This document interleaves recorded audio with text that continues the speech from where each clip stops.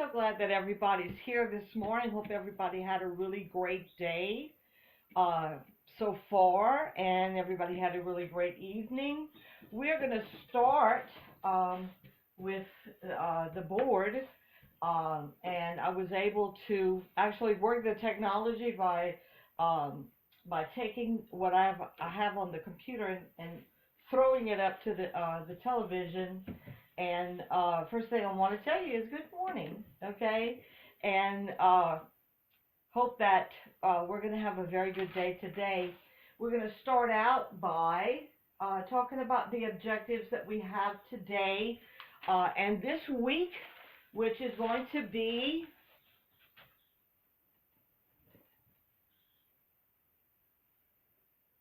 to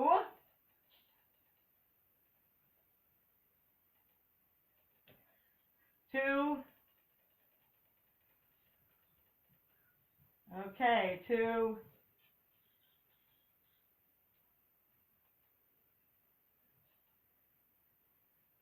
it's going to be to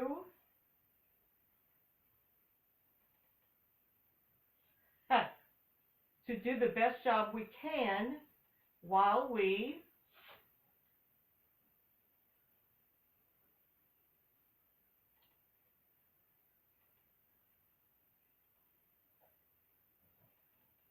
adapt to the technology, which is evidently not working, but hopefully we can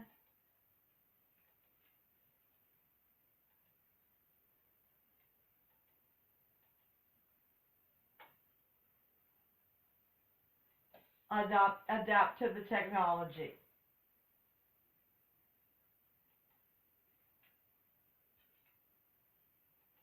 And if not, we have me, okay?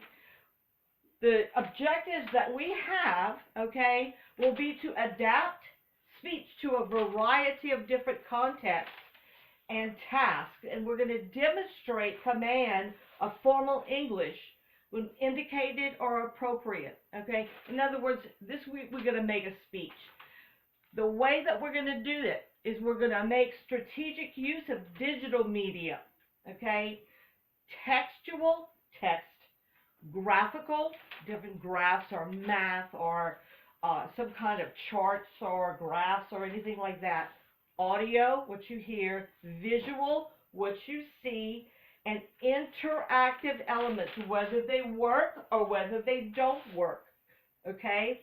In presentations to enhance understanding of findings, reasonings, and evidence, and to add interest. This was very interesting today because you saw that sometimes technology does not work, okay? And it doesn't have anything to do with how hard you try. Sometimes it just doesn't work, okay? The next thing, this week, we're going to use a book called Ephraim Divided. Ephraim Divided is a book about a migrant child that came with his family to the United States. He's from Mexico. He stayed, his family was deported, and it's a story about his struggle. We're going to talk about that and how he deals with that. One of the things that we're going to do is we're going to map the ecology of identity. And what that means is that we're going to break down the characters to find out who they are. And we're going to start with you. If you look at this map, okay, or this chart, and that you're going to see the chart when I give it to you, and it's also in Slate.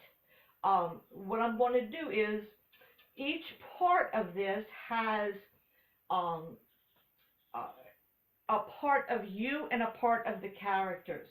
The first line is the first bubble in the center, just like in the center of you is your age, your gender, your race, your ethnicity, your nationality, and your religion.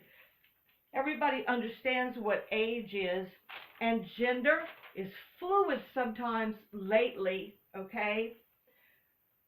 Race and ethnicity means what race you are, what country you came from. What does nationality mean? What does nationality mean? Siddharth, what does that mean? Very good. What nation you identify with, where you feel most comfortable saying is your homeland. Okay. Culture. Culture. What do you think that means? Magdi, excellent. Excellent. Is the things that you do, the way that you act, okay, the things that are innate within you, that's a culture. Religion is a lot harder to discuss, okay, because it's spirituality, okay. Some people feel it, some people do not. It's what's within you. All of these things, when we do our map, you don't have to put anything if you don't want to, or you can just put some of the things that you feel like. None of the things are necessarily going to be required of you, of course. Okay, this is a personal thing. Family, the next circle outside the inside circle is family, peers, work and school, and neighborhood. Your family, Obata, consists of what? Good job, very good job. Consist of your brothers and sisters, consist of your parents, extended family. Excellent job. Okay? Who are your peers? Who are your peers, Michael? Good. Your peers are your friends. Your peers are also these people in your classroom. The people that are kind of on your level, okay? People that you can talk to, okay? Work in school, where you go to school, where you work, okay? And the neighborhood either that you came from or the neighborhood that you're living in now. The next circle outside of that, okay, is world events, the media, politics, policies, and legal status. World events that affected you, world events that are still affecting you.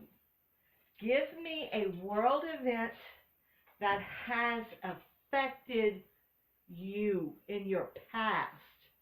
Give me something that has affected you in your past. One. Very good. Noriega's policies has affected. Very good. Man, that's a long tradition. Noriega's policies lasted a long time. Even after he was gone, it lasted a long time. What are some world events that are happening that are affecting you now? Everybody's got their hands up. Eden, coronavirus, very good. World events. Media, okay? Is it maybe Khloe Kardashian's new lipstick? Is that a media event that you'd like to participate in? What are some media events? Okay, media. Let's see, Velda, social media. Of course, social media is something that you could discuss. Policies could be something like policies, border policies, maybe letting your family in. Legal status could be your legal status, your family's legal status. And the last loop could be